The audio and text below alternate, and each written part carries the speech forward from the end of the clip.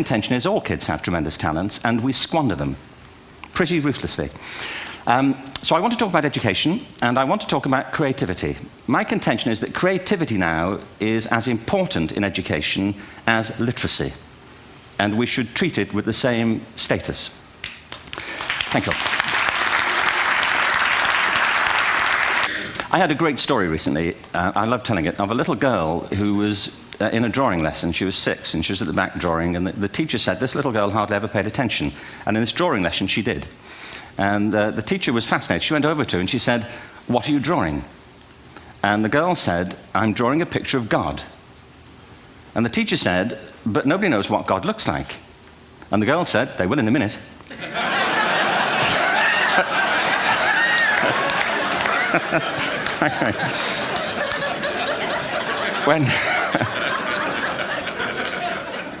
When my son was 4 in England, actually he was 4 everywhere, to be honest. I mean, if we're being strict about it, wherever he went, he was 4 that year. But he was in the Nativity play. Do you remember the story?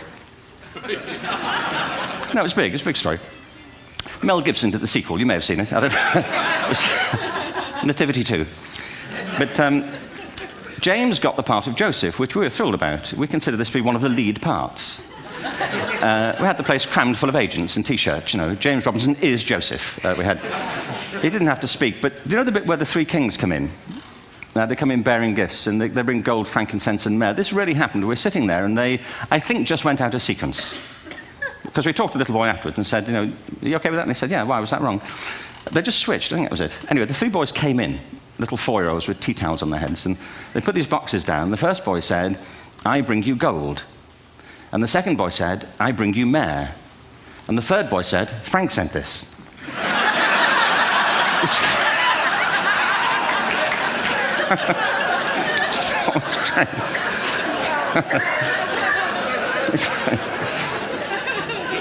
What these things have in common is that kids will take a chance. You know, if they don't know, they'll have a go. Am I right? They're not frightened of being wrong. Now, I don't mean to say that being wrong is the same thing as being creative. What we do know is, if you're not prepared to be wrong, you'll never come up with anything original. If you're not prepared to be wrong. And by the time they get to be adults, most kids have lost that capacity. They have become frightened of being wrong. And we run our companies this, by the way. We stigmatize mistakes. And we're now running national education systems where mistakes are the worst thing you can make. And the result is that we are educating people out of their creative capacities. Picasso once said this. He said that all children are born artists. The problem is to remain an artist as we grow up. I believe this passionately, that we don't grow into creativity, we grow out of it. Or rather, we get educated out of it. So why is this?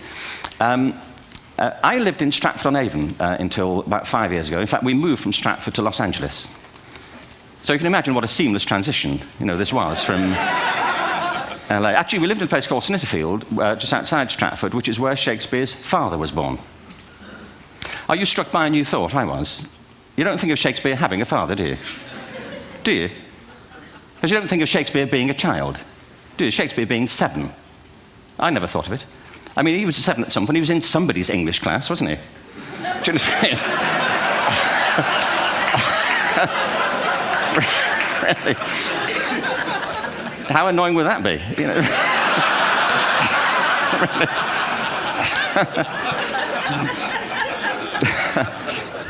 Must try harder. Being sent to bed by his dad, to Shakespeare. Go to bed now, you know, to William Shakespeare, you know, and put the pencil down, you know, and stop speaking like that. You know, it's confusing everybody.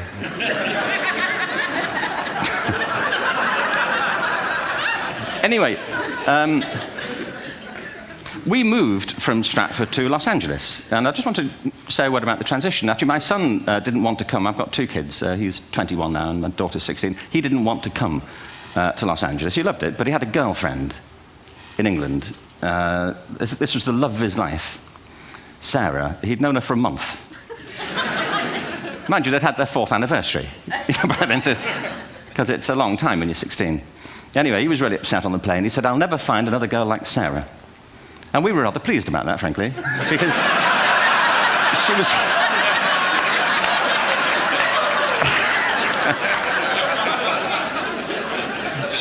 she was the main reason we were leaving the country.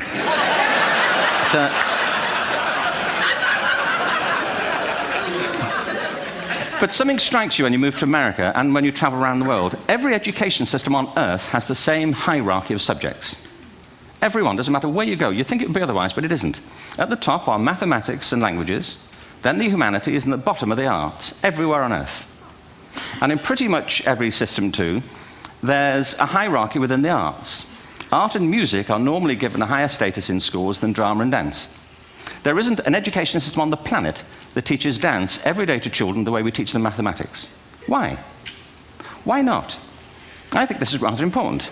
I think maths is very important, but so is dance. Children dance all the time if they're allowed to. We all do. We all have bodies, don't we? You know, did I miss a meeting? I mean, I think... Truthfully, what happens is, as children grow up, we start to educate them progressively from the waist up. And then we focus on their heads, and slightly to one side. If you were to visit education as an alien and say, what's it for, public education, I think you'd have to conclude, if you look at the output, you know, who really succeeds by this? Who does everything they should? Who gets all the brownie points? You know, who are the winners? I think you'd have to conclude the whole purpose of public education throughout the world is to produce university professors. Isn't it? They're the people who come out the top. And I used to be one. So there, you know. And I like university professors, but, you know, we shouldn't hold them up as the high watermark of all human achievement. They're just a form of life. You know, another form of life. But they're rather curious, and I say this out of affection for them. There's something curious about professors. In my experience, not all of them, but typically, they live in their heads. They live up there, and slightly to one side. They're disembodied, you know, in a kind of literal way. You know, they look upon their body as a form of transport for their heads. You know, it's... Don't they? It's a way of getting their head to meetings.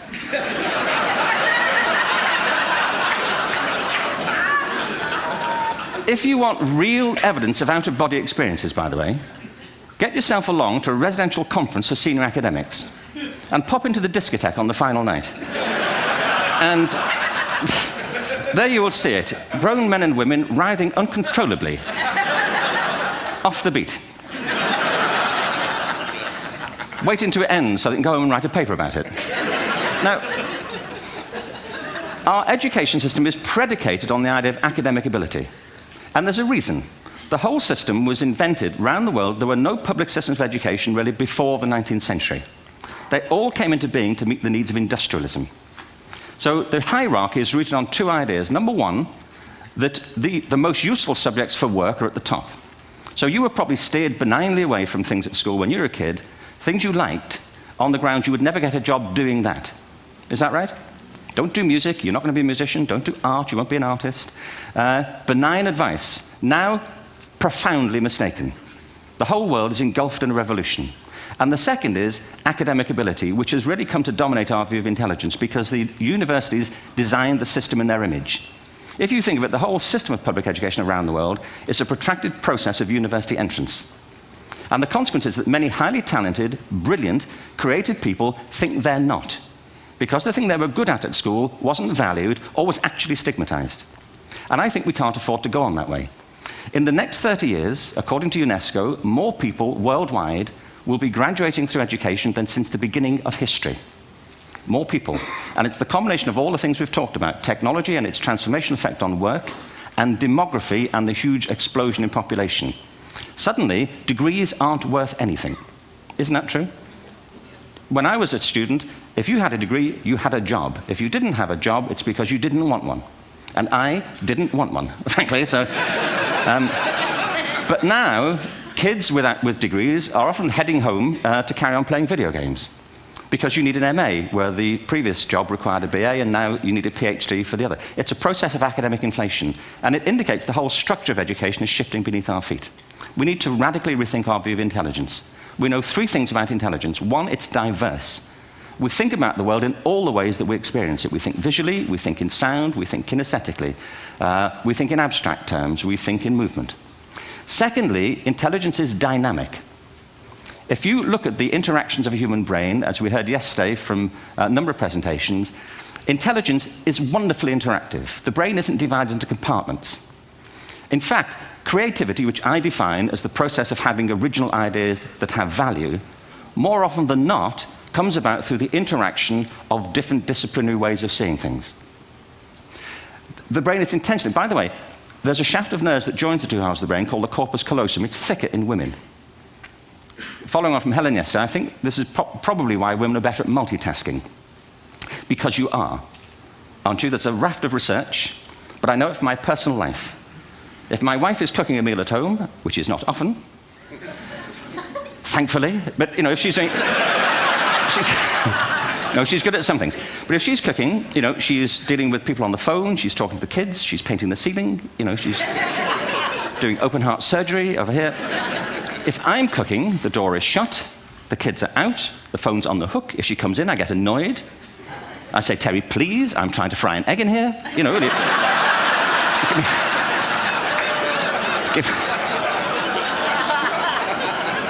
give me a break. Actually, there was, do you know that old philosophical thing? If a tree falls in a forest and nobody hears it, did it happen? Remember that old chestnut? I saw a great T-shirt, really, recently, which said, if a man speaks his mind in a forest and no woman hears him, is he still wrong?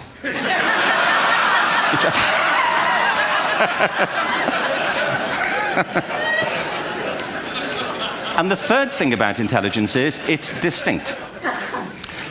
I'm doing a new book at the moment called Epiphany, which is based on a series of interviews with people about how they discovered their talent. I'm fascinated by how people got to be there. It's really prompted by a conversation I had with a wonderful woman who most people have never heard of. She's called Gillian Lynn. Have you heard of her? Some have. She's a choreographer, and everybody knows her work. She did Cats and Phantom of the Opera. She's wonderful. I used to be on the board of the Royal Ballet in England, as you can see. And anyway, Gillian and I had lunch one day. I said, how'd you get to be a dancer? And she said it was interesting. When she was at school, she was really hopeless. And the school in the 30s wrote to her parents and said, we think Gillian has a learning disorder. She couldn't concentrate, she was fidgeting. I think now they'd say she had ADHD. Wouldn't you? But this was the 1930s, and ADHD hadn't been invented, you know, at this point, so it wasn't an available condition. You know, people weren't aware they could have that. Anyway, she went to see this specialist. So this oak-panelled room, and she was there with her mother, and she was led and sat on this chair at the end, and she sat on her hands for 20 minutes while this man talked to her mother about all the problems Gillian was having at school. And at the end of it, because she was disturbing people, her homework was always late and so on, little kid of 8, in the end, the doctor went and sat next to Gillian and said, Gillian, I've listened to all these things that your mother's told me. I need to speak to her privately. So he said, wait here, we'll be back. We won't be very long. And they went and left her. But as they went out the room, he turned on the radio that was sitting on his desk. And when they got out the room, he said to her mother, just stand and watch her. And the minute they left the room, she said she was on her feet, moving to the music. And they watched for a few minutes, and he turned to her mother, and he said, you know, Mrs. Lynn, Gillian isn't sick. She's a dancer. Take her to a dance school. I said, what happened? He said, she did. I can't tell you how wonderful it was. We walked in this room, and it was full of people like me. People who couldn't sit still. People who had to move to think. Who had to move to think. They did ballet, they did tap, they did jazz, they did modern, they did contemporary. She was eventually auditioned for the Royal Ballet School. She became a soloist. She had a wonderful career at the Royal Ballet. She eventually graduated from the Royal Ballet School, found her own company, the Gillian Dance Company, met Andrew Lloyd Webber. She's been responsible for some of the most successful musical theatre productions in history. She's given pleasure to millions, and she's a multi-millionaire. Somebody else might have put her on medication and told her to calm down. Now, I think...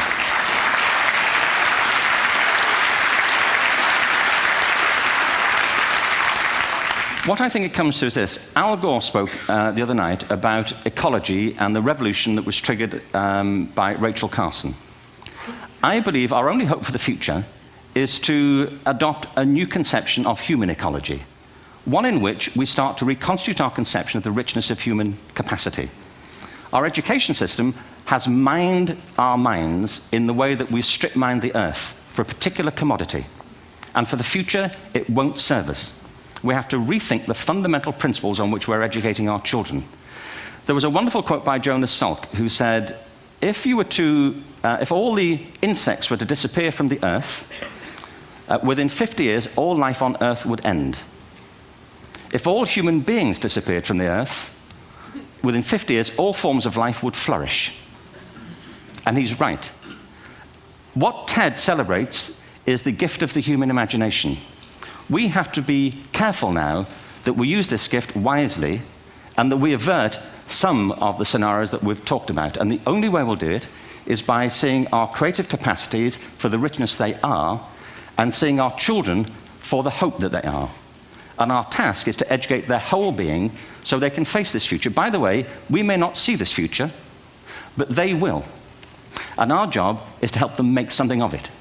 Thank you very much. Bravo. Sehr